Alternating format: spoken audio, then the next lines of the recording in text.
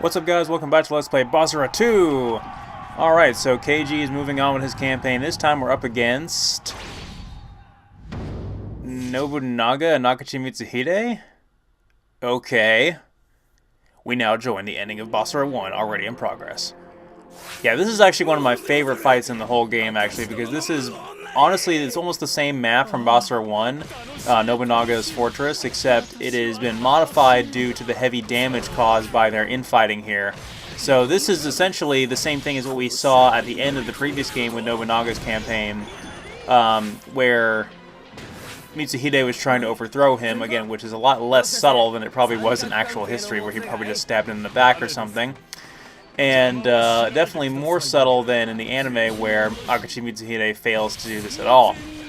In fact, I forgot about this until watching it about a year or two ago, that he actually gets set on fire by Kojiro, and it's actually pretty awesome. So he completely fails to really do anything to Nobunaga in the series. Although I didn't catch it my first couple times watching the series, how purposefully bad Nakachi Mitsuhide was at doing his job, and he was purposefully trying to sabotage Nobunaga on multiple occasions in the series, and it was actually pretty subtle. But anyway, I've adjusted my secondary moves again for this one to show off some of the more goofy ones that I don't particularly care for, so we'll be able to get those out of the way and still demonstrate them at least. So like I said, this map is pretty much the same as it was in Basara 1, except it looks a lot better, and there's two different factions we're fighting. The red dots, and obviously the red health bars, are Nobunaga's army, and then the orange ones with the purple armor are Nakachi Mitsuhide's. So obviously we have our new secondary move here is a tornado of love, and it's wonderful, and it's going to sweep them off their feet, as Keiji is known to do. Wink, wink. So yes, all the joking aside, it's decent, but again, I take issue with all the abilities that you have to charge up because of how long it takes to cast them, and you're just leaving yourself vulnerable to attack. And really, with a game like this, all of these, the Koei Tecmo Dynasty Warrior style games, really, it's just the faster you can hit something, the better. Really, you don't need to bother with all that. So the other move is where we just kind of lie on our back and let Nemakichi do the work, which is odd, to say the least. I don't particularly care for it, but I figured this would be the perfect level to demonstrate it, considering that the enemies are going to be preoccupied fighting each other until we get to a certain distance. So we can kind of send Nemakichi in to bite their ankles or whatever. Same thing with Nobunaga and Mitsuhide themselves. So obviously Keiji, being the mitigator of peace that he is, he wants to prevent all this fighting from happening. So the nice thing about this level, though, again, is because of all the infighting, it's that much easier to avoid fighting altogether. So if you're not worried about getting a good score or leveling up your stuff, then combat is mostly optional. Like, there's not even many barriers you need to get through here for defeating the command units. Because mostly that's the whole reason why you fight anyway, is you can't progress through certain parts of the level without defeating the command units that guard the gates or whatever it is. So obviously both sides have the arquebuses, so there's going to be guys with firearms, primitive muzzle-loading firearms that can for some reason fire multiple times without having to reload. But this game we're talking about. This is the same game that has these weird, roly-poly death blade enemies up here that are, again, part of Mitsuhide's army.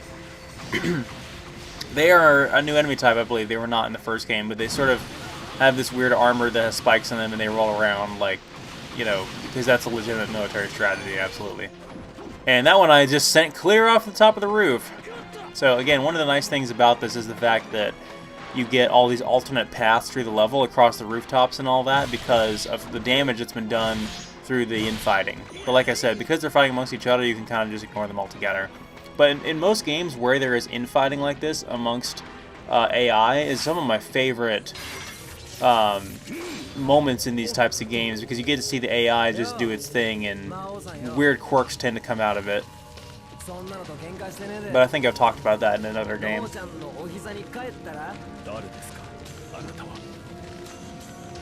Hey guys, I know you seem to be kind of in the middle of something, but I mean, this place is a little bit hot, don't you think? It's kind of on fire. If you guys want to take a moment to stop, maybe we can get out of here and talk about this somewhere else. Maybe? Guys, I don't think you're listening. Alright. Well, I know what we have to do now. So, nice thing about it is you can let them just kind of fight amongst each other and chip away at their health a little bit, but it will be pretty insignificant for the most part. Bosses usually in this game have a hard time taking out other bosses, unlike in Fate Extella, where your servants fall left and right, but we'll get to that when we get to that. Yeah, even your other ally playable characters in this game on your side, like for instance, if I were to have Takeda Shingen while playing as Yukimura, like he's not going to get downed by regular enemies or by the boss of that level, really. It's just not going to happen.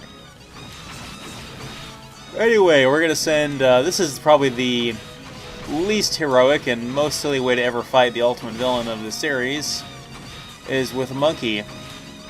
Just spinning around and kicking them in the ankles. It's lovely. But like I said, I figured this is the best opportunity to demonstrate this, so you guys can hate me for it later.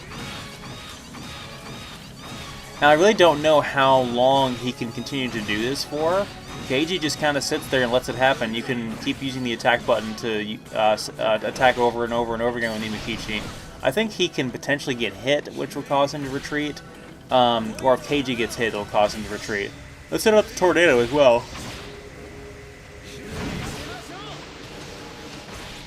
And it barely reaches them. There it goes. We might have to get a little bit closer next time, get both of them caught up in the attack.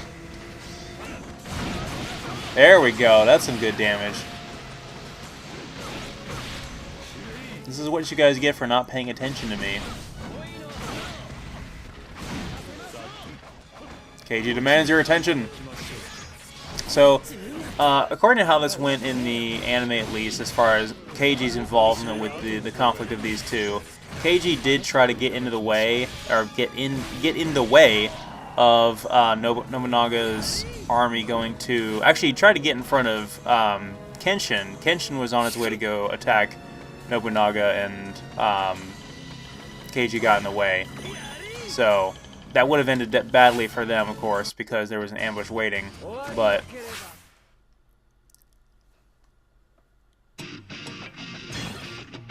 Keiji always seems to be in the right place at the right time all throughout the series.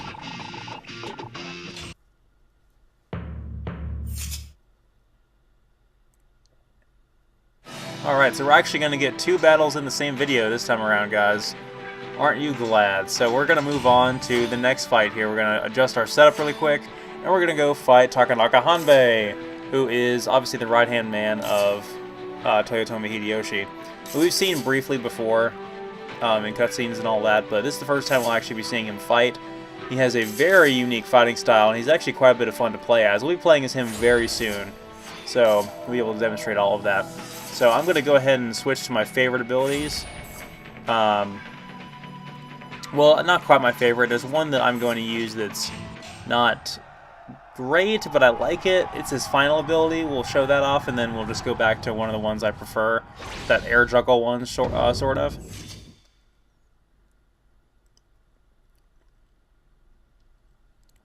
But yeah, for some reason, every villain in Basara has to have a androgynous white-haired sidekick, and this is going to be true in Basara 3 as well. Of course, the androgynous white-haired sidekick becomes the villain instead of the sidekick, but we'll get to that when we get to that.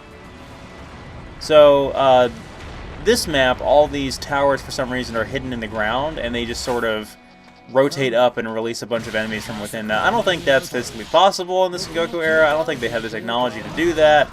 But, you know, since when can I ever apply logic to this series?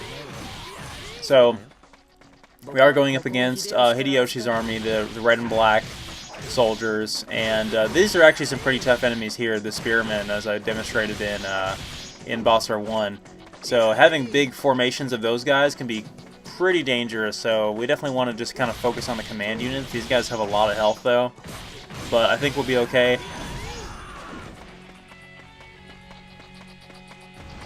As you can see, there's quite a few alternate routes to get through this map.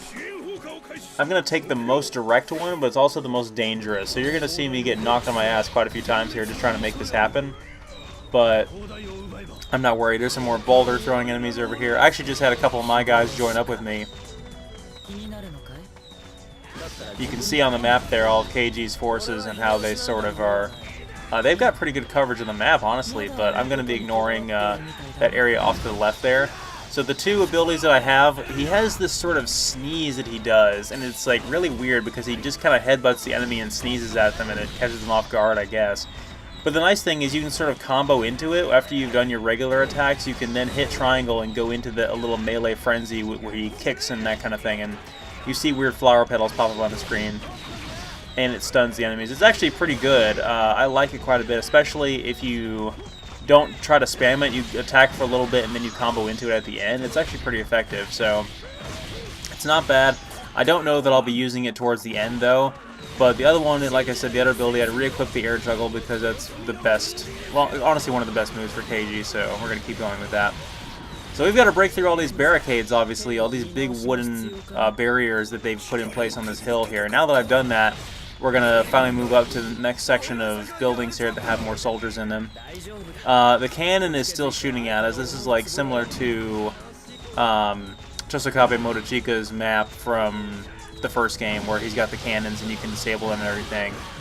You can see the golden X on the map there is where the cannon is located on the map, and we could go there and disable it if we really wanted to, but it takes us so far out of our way. I think I'd rather just risk taking the damage and just get to Takanaka Hanbei as fast as possible and just take him right out. I don't think we'll have a hard time with that. We're already almost there, to be honest with you. We just have to get through a couple more enemies. This command unit is one of those big guys with the maces. I don't really know what to call them. We're getting our ass handed to us here. Debating whether or not I need to use my Basara attack to clear out these enemies because we've gotten hit so many times now. Keiji is pretty tough, though. I'll give him that. Yeah, let's go ahead and get rid of these guys. I am thoroughly done with this. Obviously, I didn't get to use it to its full extent, but then again, Keiji's Basara attack is pretty over the top, so let's go ahead and move on. I think I'm going to leave that last guy there.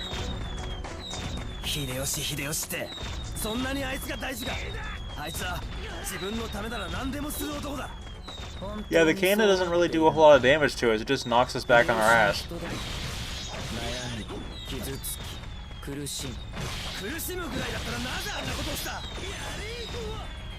Thanks to that guy, we're going to be at full health and full gauge going into the fight with Hanbei.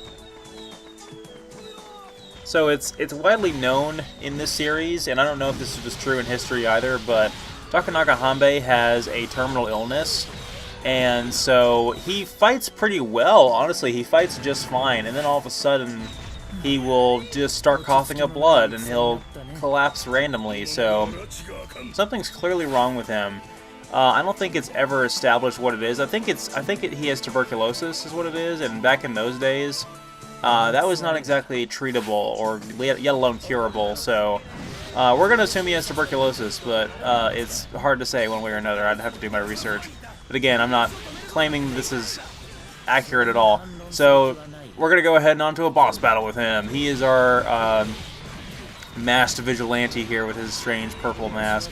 He's very purpley and very pretty, and his attacks are very quick. He has a sort of short, it's not even really a katana, it's a flat-edged straight sword, so I don't really know what to call it, but it's not a real sword, obviously, because it breaks up into fragments like a chain or a whip, and he's able to use it like that. So it breaks apart and he's able to slash like a whip. It's really cool in design, but it definitely is not anything realistic at all. So quite a few of his attacks have some deceptively good reach to them because of how his sword unfolds into a chain whip like that. So he can. I wonder if he's related to the Belmont family at all. Maybe he's related to Soma Cruz. Either way, we're going to play as him before too long, and he's going to be a lot of fun because, like I said, the faster you can attack in this game, or this genre in general, the better off you'll be, and he's definitely no exception there. So, but we defeated him pretty easily. Like I said, he's not really all that tough. There's a good look at his sword there.